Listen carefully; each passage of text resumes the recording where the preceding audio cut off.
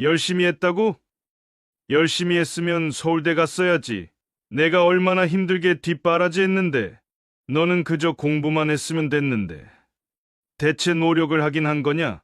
아빠, 서울대가 인생의 전부예요? 서울대 못 가면 사람이 아니에요. 그래. 적어도 우리 집에서는 그게 중요해. 너는 동생들한테도 본보기가 돼야 하는데. 어떻게 이럴 수가 있냐? 누구나 자식이 잘 되기를 바라지요. 여기 자식이 누구보다 잘 되기를 바랬던 한 아버지가 있습니다. 그런데 어느 순간 그토록 잘 되기를 바랬던 자식들과의 거리는 점점 더 멀어지기만 했습니다. 어디서부터 잘못된 것일까요? 지금부터 그 이야기를 따라가 보도록 하겠습니다. 김영식 씨는 어린 나이에 사업을 시작해 큰 돈을 벌었습니다. 그는 남들보다 빠르게 성공의 길을 걸었고 젊은 나이에 경제적 여유를 갖게 되었습니다. 형식 씨는 자신의 성공이 노력과 끈기의 결과라고 믿었습니다. 그래서인지 그는 자식들에게도 성공을 강하게 요구했습니다. 그가 세운 성공의 기준은 오직 명문대 진학이었습니다. 돈을 남부럽지 않게 모은 그가 이제 더 갖고 싶은 건 오로지 자식의 성공뿐이었습니다. 그는 세 남매를 두었고 특히 장남은 어릴 때부터 머리가 비상했습니다. 한번 가르쳐주면 금세 이해했고 시험을 보면 늘 상위권을 유지했습니다. 형식 씨는 장남이야말로 자신의 성공을 이어받을 제목이라고 믿었습니다. 어느 날 저녁 식탁에서 온 가족이 둘러앉아 저녁을 먹고 있었습니다. 형식 씨가 중학생인 장남에게 물었습니다. 우리 아들. 이번에도 전교 1등이니? 장남은 수줍게 고개를 끄덕였습니다. 네, 아버지. 그래. 역시 내 아들이구나. 계속 열심히 하거라. 형식 씨는 흐뭇한 미소를 지으며 장남의 머리를 쓰다듬었습니다. 아내도 기쁜 표정으로 장남의 얼굴을 바라보며 말했습니다. 우리 아들 수고 많았어. 오늘 저녁 네가 좋아하는 갈비찜을 해놨으니 많이 먹어라. 감사합니다, 엄마. 둘째와 셋째 딸도 오빠를 보며 부러움을 감추지 못했습니다. 오빠는 정말 대단하다. 나는 이번에 수학 시험을 망쳤는데 어떻게 그렇게 다 잘할 수가 있어? 둘째가 입을 삐죽이며 말했습니다. 그러니까 좀 더 열심히 공부해야지. 나도 힘들지만 노력하는 거야. 장남이 동생의 머리를 쓰다듬으며 말했습니다. 형식 씨는 흐뭇하게 그 모습을 지켜보았습니다. 그는 자녀들의 교육을 위해 더 나은 환경이 필요하다고 생각했습니다. 결국 교육열이 높은 목동 칠학군으로 이사를 결정했습니다. 당연히 우리 애들은 좋은 교육을 받아야 해. 서울대에 보내려면 이런 곳에 살아야지. 이사를 마친 후 형식 씨는 자녀들의 교육에 더욱 박차를 가했습니다. 학원, 과외, 문제집, 인터넷 강의까지 아이들에게 필요한 것은 무엇이든 아낌없이 제공했습니다. 그는 아침마다 아이들의 스케줄을 직접 확인하며 신경을 썼습니다. 오늘 학원은 몇 시까지니? 오후 6시까지요. 그러면 끝나고 오면 9시가 되겠구나. 집에 와서 30분 쉬었다가 영어 인터넷 강의 듣고 바로 공부를 시작해야 한다. 알겠니? 장남은 고개를 끄덕였습니다. 입시철이 되면 동네에서 서울대 합격 소식이 들려왔습니다. 알고 지내던 이웃들 중에서도 명문대에 진학하는 아이들이 많았습니다. 윗집 아들은 이번에 서울대 법대에 붙었대요. 아, 그래?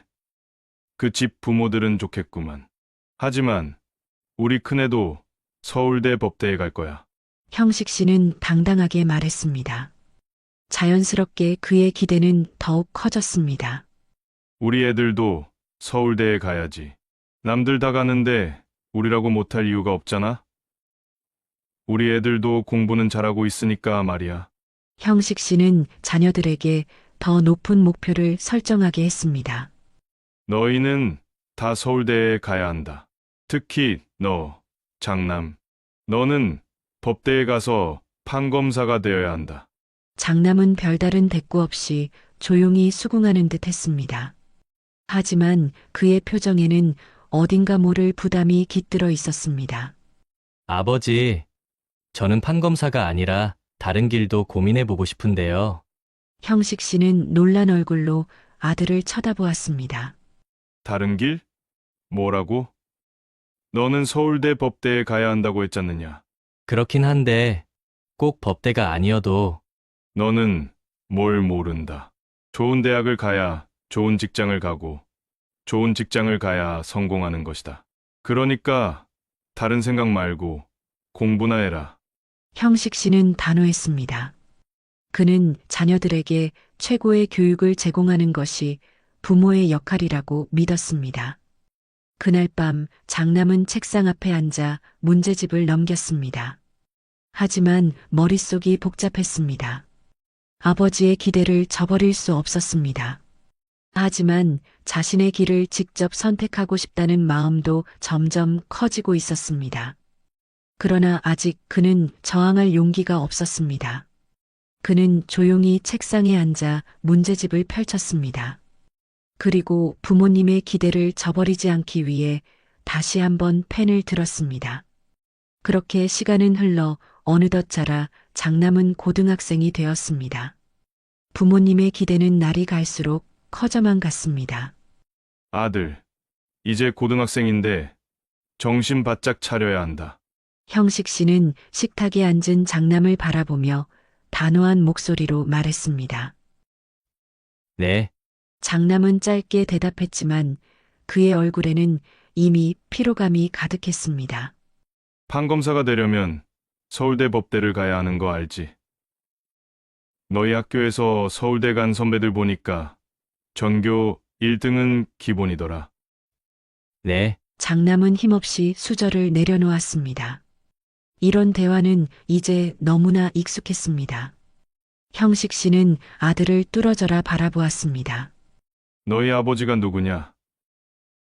내가 너희들 위해서 얼마나 열심히 일하는지 알지? 엄마도 마찬가지고. 우리 부모 마음은 그저 너희들이 잘 되길 바라는 것뿐이다. 옆에서 듣고 있던 아내도 맞장구 쳤습니다. 그래, 네가 잘 돼야 동생들도 잘 되는 거야. 오빠가 하는 걸 보고 동생들이 배운다고. 무슨 말인지 알겠지? 장남은 아무 말도 하지 않았습니다. 그저 고개만 끄덕였습니다. 부모님은 늘 같은 말을 반복했습니다. 그는 이미 어릴 때부터 수없이 들어왔지만 그것이 점점 짐처럼 느껴지고 있었습니다. 학교가 끝나고 집에 돌아오면 어김없이 아버지가 기다리고 있었습니다. 오늘 공부 어디까지 했니? 형식 씨는 장남이 가방을 내려놓자마자 문제집을 집어들었습니다. 수학 문제집 몇 장 풀었어요. 몇 장? 몇 장이 중요한 게 아니라 제대로 이해했느냐가 중요한 거야. 아버지는 문제집을 들고 한 문제를 가리켰습니다. 이거 풀어봐.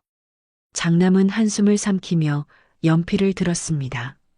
하지만 문제는 너무 어려웠습니다. 이것도 모르냐?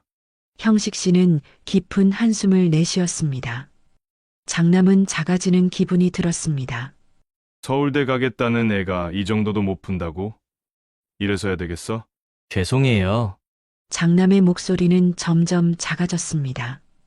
부모님이 기대하는 만큼 따라가지 못하는 자신이 너무나 초라하게 느껴졌습니다. 밤이 되어도 공부는 끝나지 않았습니다. 방문을 닫고 조용히 음악을 들으며 잠시라도 쉬고 싶었지만 그럴 수 없었습니다. 아버지는 수시로 방문을 열어 확인했습니다. 공부 안 하고 뭐 하냐? 그냥 좀 쉬고 있었어요. 지금 쉴 때야. 너 서울대 가고 싶긴 하냐? 장남은 아무 대답도 하지 못했습니다. 서울대. 그 이름이 이제는 너무나 부담스럽게 느껴졌습니다. 네가 이렇게 하면 어떻게 되겠어? 넌 말이잖아. 장남이잖아. 네가 잘해야 동생들도 따라간다고 몇 번을 말했어? 장남은 눈을 감고 깊은 숨을 내쉬었습니다. 네, 알겠어요. 하지만 알겠다는 말은 진심이 아니었습니다. 그는 점점 지쳐가고 있었습니다. 시간이 지나면서 그의 성적은 오히려 점점 떨어지고 있었습니다. 이게 뭐야? 형식 씨는 성적표를 보자마자 화를 냈습니다. 이래서 서울대 가겠냐? 아내도 눈살을 찌푸렸습니다. 너 요즘 대체 뭐 하는 거야? 제대로 공부는 하고 있는 거니?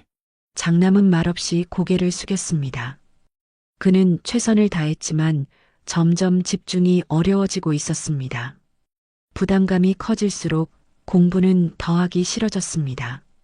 이러다가 넌 그냥 삼류대학 가서 시시하게 살 거야. 그럼 너뿐만 아니라 우리 가족도 힘들어질 거라고. 아버지의 말에 장남은 주먹을 꼭 쥐었습니다. 더 이상 견디기가 어려웠습니다. 아버지, 왜? 저 그냥 평범하게 살면 안 돼요? 그 순간 방안이 조용해졌습니다. 아버지는 황당한 듯 장남을 바라보았습니다. 뭐라고? 그냥 저는 꼭 판검사가 되어야 하나요? 다른 길은 안 되는 건가요? 아내가 한숨을 내쉬며 말했습니다. 그럼 네가 하고 싶은 건 뭐냐? 서울대 나와 판검사 하는 게 싫으면 대체 뭐가 하고 싶다는 거야? 장남은 선뜻 대답하지 못했습니다. 어릴 때부터 줄곧 부모님이 원하는 길을 걸어야 한다고 배웠기에 정작 자신이 무엇을 원하는지조차 알지 못했습니다. 그냥 넌 지금 장난하니? 아버지는 단호하게 말했습니다. 세상에 그냥 되는 일은 없어. 그냥 평범하게 살고 싶다고. 평범하게 산다는 게 뭔데? 나중에 돈 없어서 힘들어질 거 생각 안 해? 장남은 아무 말도 하지 못했습니다. 그의 마음은 점점 무거워졌습니다. 부모님의 기대에 부응하고 싶지만 그 기대가 너무나 버거웠습니다. 그는 도대체 어떻게 해야 할까요? 형식 씨의 장남, 민수는 어느덧 고등학교 3학년이 되었습니다. 그러나 기대와는 달리 그의 성적은 오히려 더 떨어지고 있었습니다. 어머니는 담임 선생님과 상담을 하고 온 뒤 깊은 한숨을 내쉬며 형식 씨에게 말했습니다. 여보, 선생님 말씀으로는 민수가 서울대 갈 성적이 안 된다고 하시네요. 어떻게 하면 좋을까요? 형식 씨는 불같이 화를 내며 손에 들고 있던 책을 탁 던졌습니다. 대체 어떻게 공부를 한 거야? 그동안 학원도 보내고 과외도 시켰는데 이렇게 해서야 어디 변변한 대학이라도 갈 수 있겠어? 그날부터 형식 씨는 민수를 더욱더 몰아붙이기 시작했습니다. 그는 민수의 공부방에 있던 책상을 거실로 꺼내오고 항상 공부하는지를 감시하기 시작했습니다. 부모님이 집에 있을 때면 민수는 꼼짝없이 거실에서 공부만 해야 했습니다. 식사 시간도 정해진 시간에만 할 수 있었고 간식조차 마음대로 먹을 수 없었습니다. 부모님이 잠시 외출하면 그제야 민수는 화장실을 가거나 간식을 꺼내 먹으며 잠시 숨을 돌릴 수 있었습니다. 동생들은 그런 오빠가 불쌍했습니다. 어느 날 민수는 거실에서 공부를 하다가 동생들에게 낮은 목소리로 말했습니다. 나 잠깐 바람 좀 쐬고 올게. 그냥 가만히 있다가는 숨이 막혀서 죽을 것 같아. 동생들은 걱정스러운 눈빛으로 그를 바라봤습니다. 오빠, 아빠가 알면 큰일 날 텐데. 알아. 근데 진짜 잠깐만 갔다 올게. 민수는 그렇게 집을 나섰습니다. 그러나 시간이 지나도 돌아오지 않자 민수를 기다리던 부모님은 마음이 다급해졌습니다. 형식 씨는 동생들까지 동원해서 온 동네를 샅샅이 뒤졌습니다. 그리고 결국 한 PC방에서 민수를 찾아냈습니다. 형식 씨는 문을 박차고 들어가며 소리쳤습니다. 이 자식이 지금 이럴 때냐? 네가 정신을 이렇게 못 차리니까 성적이 바닥이지.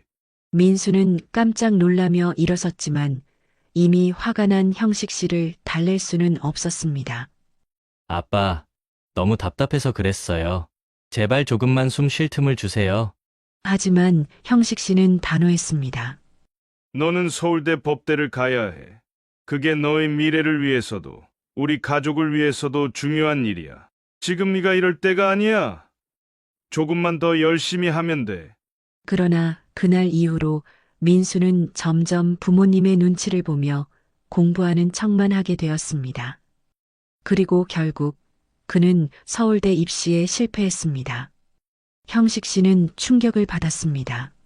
형식 씨는 거실에서 인상을 잔뜩 찌푸린 채 서 있었습니다. 아들이 조심스레 다가오자 형식 씨는 기다렸다는 듯이 소리쳤습니다. 대체 뭐가 부족해서 이 지경이 된 거냐? 그렇게 공부하라고 했는데 이게 결과냐? 장남은 고개를 푹 숙였습니다. 아빠, 나도 열심히 했어요. 형식 씨는 손을 허공에 휘저으며 신경질적으로 말했습니다. 열심히 했다고? 열심히 했으면 서울대 갔어야지. 내가 얼마나 열심히 널 뒷바라지했는데 너는 내 노력이 우습냐?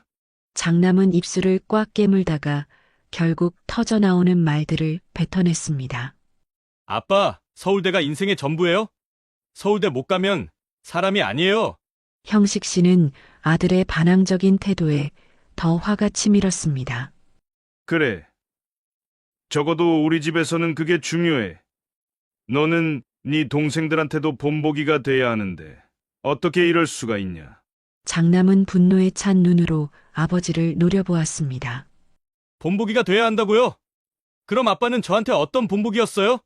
성적이 안 좋으면 무조건 혼내고 노력해도 인정해주지 않고 늘 비난하고 그렇게 하면 좋은 대학 갈 줄 알았어요? 형식 씨는 순간 말문이 막혔지만 이내 소리쳤습니다. 핑계 대지 마. 내가 널 어떻게 키웠는데.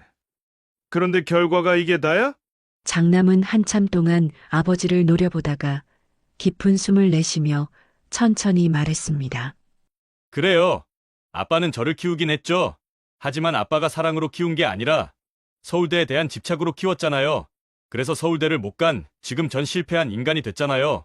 저는 아버지한테 이제 아무 쓸모가 없잖아요. 형식 씨는 충격을 받은 듯 아무 말도 하지 못했습니다. 민수는 더 이상 참을 수 없다는 듯이 방으로 들어가 버렸습니다. 그날 밤 민수는 방에서 홀로 앉아 깊은 고민에 빠졌습니다. 그는 핸드폰을 열어 아르바이트 정보를 검색하기 시작했습니다. 더 이상 아버지께 의존할 수 없어.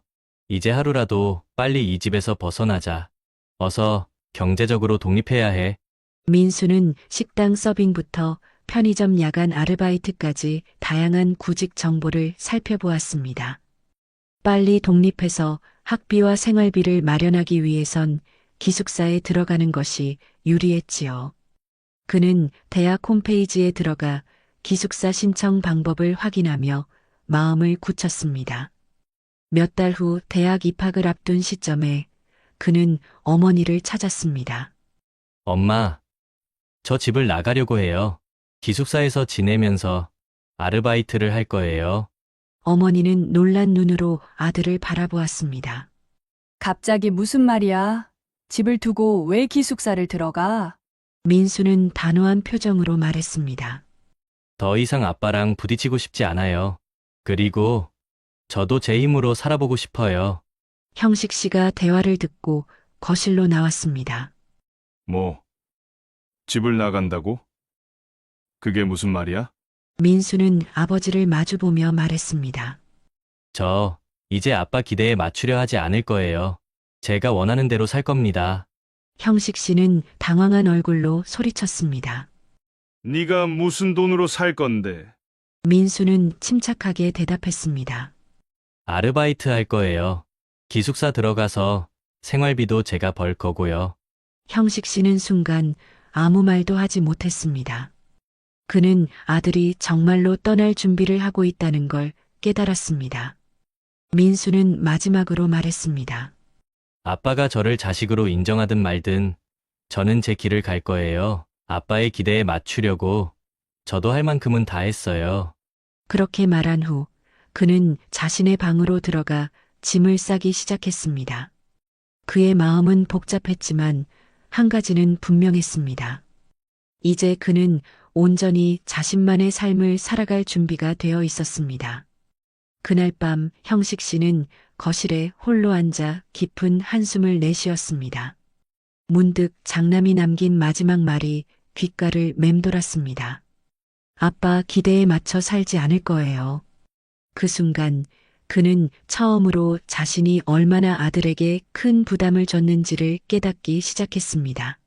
저 이제 알아서 먹고 살 테니 저한테 연락하지 말아주세요. 형식 씨는 처음에는 분노했습니다.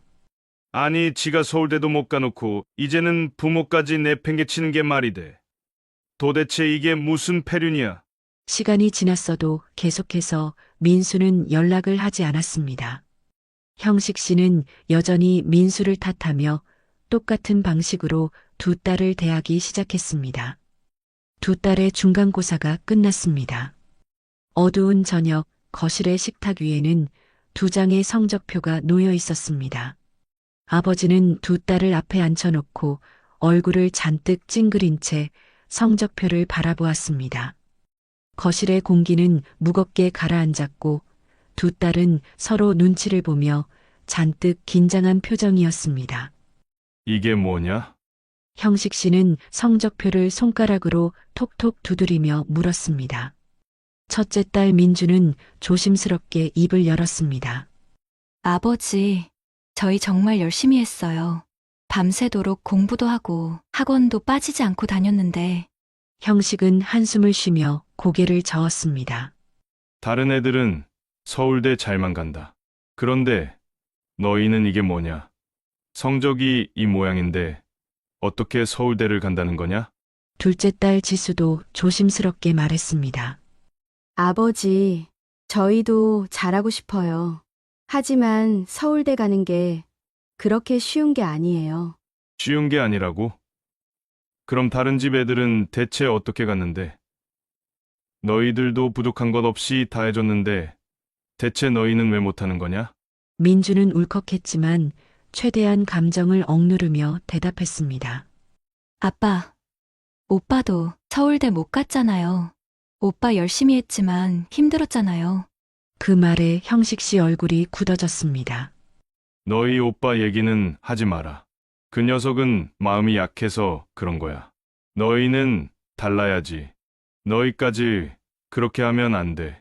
두 딸은 아무 말도 하지 못했습니다. 아버지의 기대는 무겁고 그 기대를 충족시키지 못한 자신들이 초라하게 느껴졌습니다. 그렇게 시간이 흘러 기말고사가 다가왔습니다. 두 딸은 중간고사보다 더 열심히 공부했고 부모님이 기대하는 성적을 받기 위해 노력했습니다. 하지만 시험 결과는 기대와 달랐습니다. 성적은 오히려 더 떨어졌습니다. 집으로 돌아온 두 딸은 아버지께서 성적표를 보고 화를 내실 것을 예상하고 있었습니다. 예상은 빗나가지 않았습니다. 이게 무슨 성적이냐? 너희 내가 그동안 투자한 학원비가 얼만 줄은 아냐? 형식은 소리를 질렀어요. 지수는 눈물을 참으며 말했습니다. 아버지, 제발 저희 좀 그만 혼내세요. 저희도 잘하고 싶어요. 정말이에요. 민주도 조용히 말했습니다. 아버지, 저희 정말 열심히 했어요. 그런데 저희한테 서울대는 너무 먼 곳 같아요. 형식은 그 말에 인상을 썼어요. 다른 애들은 잘만 가는 서울대가 너희한테는 왜 그렇게 먼 곳이냐? 변명만 하지 말고 똑바로 해. 그 순간 두 딸은 같은 생각을 했습니다. 이대로 가다가는 자신들도 결국 오빠처럼 무너질 것이라는 두려움이 들었습니다. 민주는 결국 입을 열었습니다. 아버지, 저희도 오빠처럼 될 것 같아요. 이렇게 사는 게 너무 힘들어요. 더 이상은 못하겠어요. 지수도 덧붙였습니다. 저희 대학 안 갈래요. 그냥 기술 배워서 빨리 돈 벌고 독립할래요.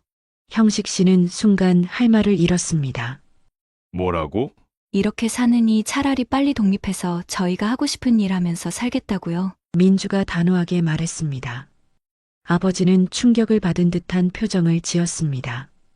한동안 아무 말도 하지 못했지요. 오랫동안 품어온 기대가 무너지는 순간이었습니다. 대화를 듣던 아내가 조용히 말했습니다. 여보, 나중에 얘기해요. 좀 생각해보고요. 네. 형식 씨는 여전히 멍한 얼굴로 두 딸을 바라봤습니다. 대체 그게 무슨 헛소리냐? 우리도 오빠처럼 집을 나갈 거야. 시간이 지날수록 딸들은 아버지에 대한 반항심이 날로 커졌던 것입니다. 아빠, 우리한테도 오빠한테 했던 것처럼 할 거면 차라리 그게 낫잖아요. 그렇게 살다가는 죽을 것 같다고요. 형식 씨는 크게 소리쳤습니다. 그럼 대체 어떻게 하라는 거야? 그냥 대충 살라고? 너의 인생 망치는 꼴을 보고만 있으라고? 하지만 딸들은 단호했습니다. 우린 오빠처럼 되기 싫어요. 우리도 차라리 빨리 기술 배워서 어른 되면 바로 집 나갈 거예요. 민주와 지수는 서로를 바라본 뒤 고개를 끄덕였습니다. 형식 씨는 깊은 한숨을 내쉬었습니다. 이 모든 것이 너무 갑작스럽고 받아들이기 어려웠습니다.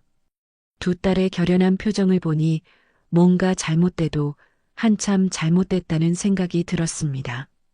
그날 밤 부부는 침실에서 깊은 고민에 빠졌습니다. 여보, 대체 우리가 뭘 잘못한 걸까요? 아내가 조용히 물었습니다. 형식 씨는 한숨을 쉬며 대답했습니다. 모르겠어. 우리 애들은 왜 서울대를 못 가는 걸까? 다른 부모들은 다들 자식들을 좋은 대학에 보낸다는데 우리가 뭘 잘못한 걸까? 아내도 깊은 생각에 잠겼습니다. 우리도 최선을 다했어요. 학원도 보내고 공부하라고 다그치고 좋은 환경 만들어주려고 노력했는데 그런데 애들이 이렇게 힘들어할 줄은 몰랐어요. 형식 씨는 고개를 끄덕이며 말했습니다. 그러게. 애들이 왜 이렇게 힘들어하는지 몰랐어. 그냥 더 노력하면 될 거라고만 생각했는데 혹시 우리가 너무 강요한 걸까? 큰애 때처럼. 딸들도 큰애처럼 떠나게 될까봐 두려워요. 우리 방식이 정말 맞는 걸까요? 꼭 서울대가 정답일까요? 형식 씨는 한참 동안 침묵했습니다. 모르겠어. 하지만 우리 애들이 행복하지 않다면 무슨 의미가 있겠어? 대학에 가지 않겠다 선언한 딸들의 성적도 나락으로 떨어지고 있었습니다. 특히 서울대를 가기에는 늦어도 한참 늦은 시점이었습니다. 그러던 어느 날, 형식 씨는 깊은 한숨을 내쉬며 거실 소파에 앉았습니다. 손에 쥔 휴대폰 화면에는 한참을 고민해서 작성한 문자가 보내지 못한 채 쓰여 있었습니다. 아들아, 아빠가 미안하다. 그때는 내가 너무 몰랐다. 네가 얼마나 힘들었는지 이제야 조금 알 것 같다. 형식 씨는 한참 고민 끝에 문자를 전송했어요. 하지만 장남의 답장은 오지 않았습니다. 그러다 며칠이 지난 어느 날 밤 형식 씨는 답장을 받았습니다. 서울대 못 간 자식은 자식도 아니잖아요. 그러니 저는 없는 자식이라 생각하세요. 저도 죄송하게 생각하고 있습니다. 형식 씨는 그 메시지를 보고 밤새 잠을 이루지 못했습니다. 아들이 그동안 어떤 마음으로 살아왔을지 자신의 말과 태도가 아들에게 얼마나 큰 상처를 주었을지 이제야 깨닫게 되었습니다. 하지만 깨달음이 너무 늦었다는 생각에 마음이 더 아팠습니다. 다음 날 아침 형식 씨는 차가운 밥을 국에 말아 겨우 한 숟갈 뜨고는 자리에서 일어섰습니다. 그의 두 딸 민주와 지수는 식탁에 앉아 서로 얼굴을 마주보며 조심스럽게 눈짓을 주고받았습니다. 아버지가 요즘 들어 한숨을 쉬는 일이 부쩍 많아졌습니다. 예전에는 아버지가 무서웠습니다. 성적표를 받을 때마다 시험 결과가 나올 때마다 아버지의 눈치를 보며 긴장해야 했습니다. 그런데 이제는 아버지가 달라졌습니다. 지수가 조심스럽게 말했습니다. 그런데 아빠, 요즘 저희한테는 공부하라고 안 하시네요. 형식 씨는 씁쓸한 미소를 지으며 말했습니다. 너희들은 너희가 하고 싶은 대로 해라. 아빠는 더 이상 대학이 인생의 전부라고 생각하지 않아. 그냥 행복하게 살아라. 아빠는 이제야 그걸 깨달았어. 민주는 놀라며 물었습니다. 정말이세요? 우리 공부 안 해도 돼요? 형식 씨는 고개를 끄덕였습니다. 그래, 너희가 하고 싶은 걸 해라. 성적이 좋으면 좋고, 아니어도 괜찮다. 민주와 지수는 서로를 보며 웃었습니다. 그런데 신기하게도 아버지가 더 이상 공부를 강요하지 않자 오히려 공부가 재미있어졌습니다. 그리고 두 사람은 자신들의 힘으로 좋은 대학에 입학했습니다. 비록 서울대는 아니었지만 충분히 명문대였습니다.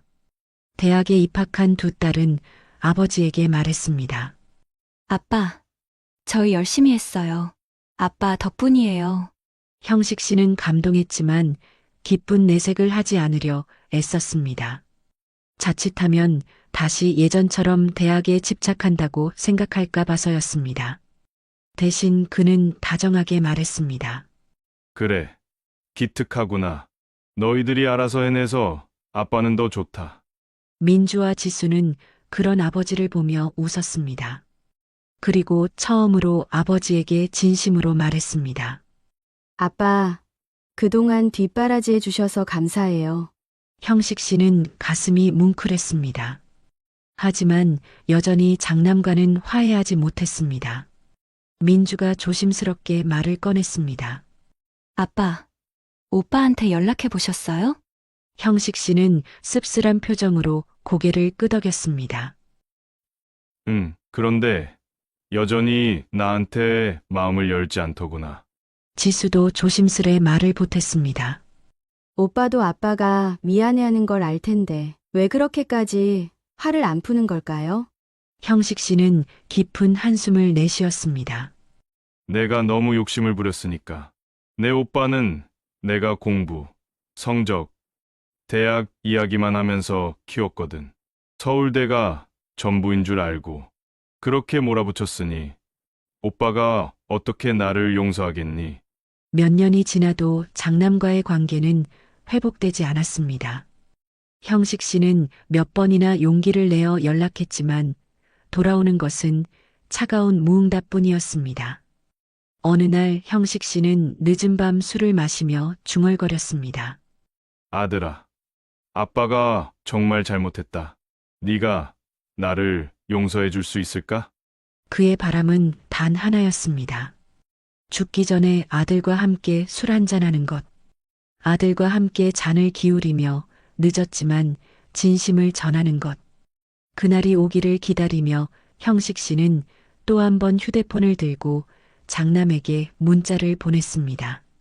아들아, 아빠는 아직도 네가 보고 싶다. 네가 용서해 줄 때까지 기다릴게. 오늘 이야기는 여기까지입니다. 오늘 이야기가 마음에 드셨다면 구독과 좋아요를 부탁해요. 다음 시간에 또 새로운 이야기로 찾아오도록 하겠습니다.